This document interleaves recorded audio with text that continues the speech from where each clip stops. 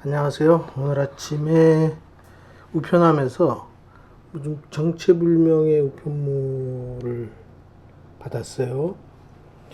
이게 우즈베키스탄에서 온 우편물이라고 돼 있고, 가격은 1달러, 리모트 컨트롤러 1개, 이렇게 우편물이 돼 있고요. 타시켄트, 우즈베키스탄의 타시켄트에서부터 그 우편물이 발송됐다고 되어 있습니다. 정확하게 제 사무실 주소, 핸드폰 번호까지 정확하게 적혀 있고요. 근데 아무리 만져봐도 리모컨 같지도 않고, 또 잡히는 게 없습니다. 잡히는 게 없어서 이제 한번 개봉을 해보겠습니다. 대체 뭐가 들었는지.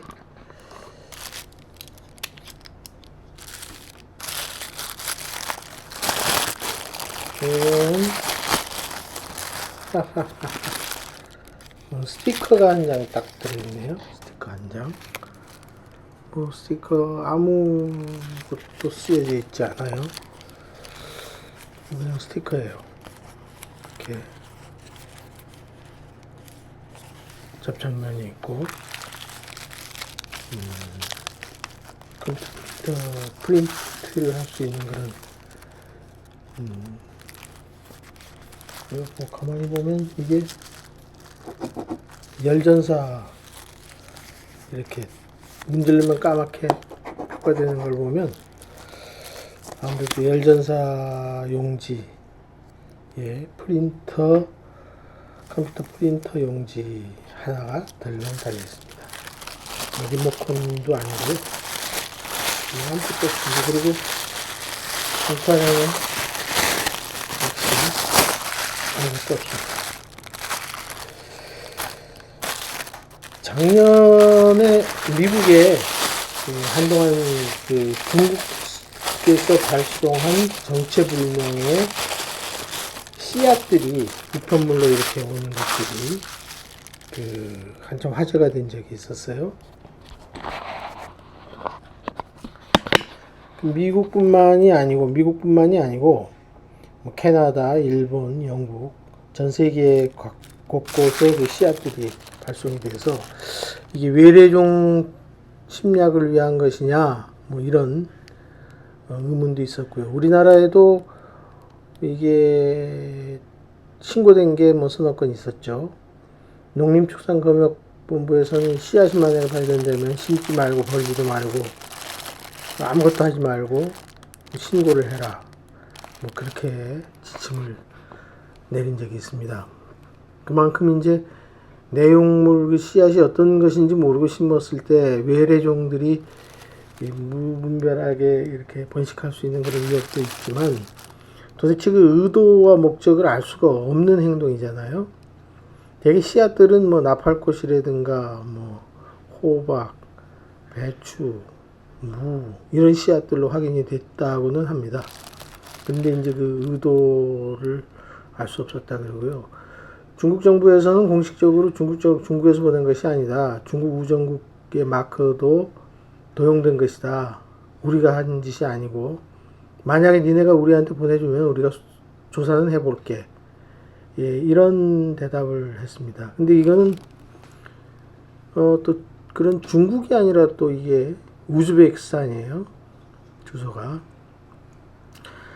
여기에는 몇 가지 가능성이 있는데 그 중에서 가장 의심이 되는 가능성은 미국에서는 아마존에서 반송 주소도 없이 그렇게 물품을 이렇게 작은 물품을 보내가지고 사회적인 문제가 됐던 적도 있는데 이것을 통틀어서 블러싱 스캠이라고 한다고 합니다. 스캠이라는 것은 말 그대로 사기고요. 블러싱이라는 것은 이렇게 빗자루질하는 거죠. 빗자루질하는 건데 이게 왜 그러냐 하면 주문받지도 않은 제품들을 발송을 해서 아마존의 판매 지수를 이렇게 올리는 그런 목적이 있다고 해요. 그리고 이제 또 한 가지는 중국이나 이제 우즈베키스탄 또 한국도 마찬가지인데 이렇게 우편 발송을 많이 하게 되면 거기에 대해서 이제 우편료 발송료에 대한 리베이트를 주는 경우가 있죠. 택배도 그렇고 이 지원금을 주는 경우가 있는데 이런 지원금을 편취하기 위해서 이렇게 수신자 없는 정체불명의 우편물을 발송하는 경우도 있습니다.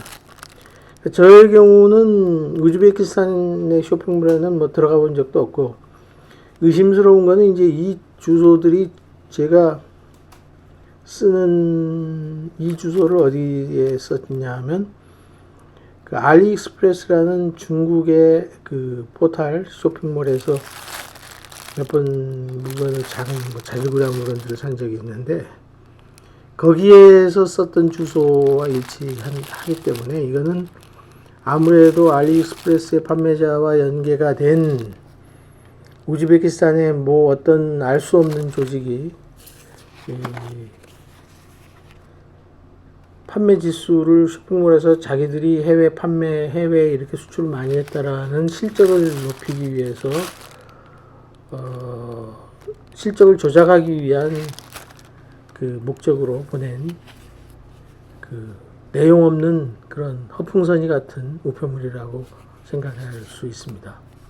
그래도 뭐 다행한 것은 씨앗을 보내가지고 처치곤란하게 뭐 버릴 수도 없고 먹을 수도 없고 심을 수도 없게 만들어서 결국은 농림축산검역본부에 신고를 해야 되는 그 불편함은 덜어졌다는 게 다행한 일이고요. 왜 리모컨으로 이렇게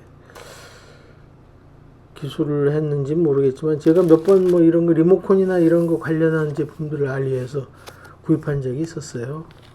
그리고 어떤 때는 뭐 그 잘못된 제품에 와서 디스푸트를 걸어서 그 구매 뭐 적어도 많아도 뭐 5,000원, 뭐 6,000원, 3,000원 이 정도 금액인데 그런 금액을 돌려받은 적도 있고 그랬는데 그 데이터들이 이렇게 스캠 조직에 유포되는 것이 아닌가 이런 예상을 할 수 있습니다. 이게 보니까 제가 지금 3월 지금 29일인데요.